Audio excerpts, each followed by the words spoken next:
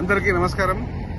ప్రజా సంకల్పం ఈ వీడియో తీయడానికి ముఖ్య కారణం ఏంటంటే, ఇప్పుడు మన మున్సిపల్ ఎలక్షన్లు జిహెచ్ఎంసీ అంటే ఇంకా డేట్ రాలేదు. మున్సిపల్ ఎలక్షన్లు, కార్పొరేషన్ ఎలక్షన్లు సందడి మొదలైంది.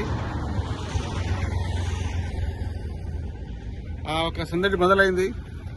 పౌర సమాజం జాగృతం కావాలి. ఎందుకంటే మేము నిత్యం చూస్తా ఉన్నాం సోషల్ మీడియాలో, ఎప్పుడూ లేనిది ఈ మధ్య ఒక 10 రోజులు హడావిడి చేస్తున్నారు అందరూ. అంటే పోటీ చేద్దాం అనుకునే వాళ్ళు చాలా హడావిడి చేస్తున్నారు. జిహెచ్ఎంసీ పరిధిలో అయితే ఇంకా జిహెచ్ఎంసీ డిక్లేర్ కాలేదు. చుట్టుముట్టున్న మున్సిపాలిటీస్, కార్పొరేషన్స్ అయితే అయింది, డేట్ డిక్లేర్ చేశారు. కానీ పౌర సమాజం జాగృతం కావాలి.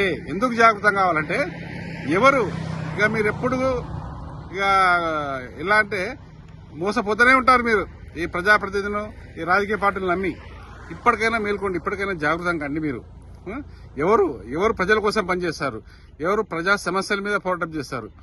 గత 5 సంవత్సరాల్లో మీ ఏరియాలలో ఎవరు, అంటే పార్టీలకు అతీతంగా, కులాలకు మతాలకు అతీతంగా ఎవరు ప్రజా సమస్యల మీద పోరాటం చేశారు?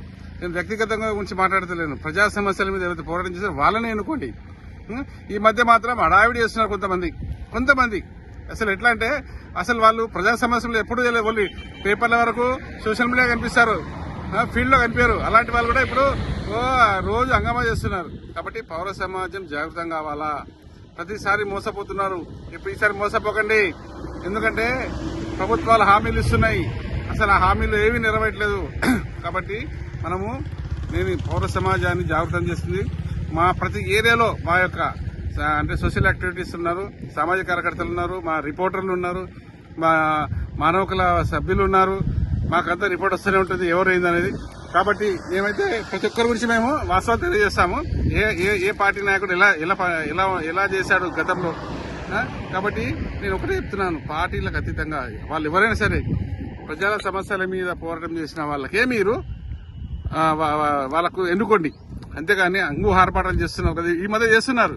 కాబట్టి పౌర సమాజం జాగృతం కావాలా. మళ్ళీ చెప్తున్నాను. బాపట్ల కృష్ణరావు, ప్రజా సంకల్పం నుంచి.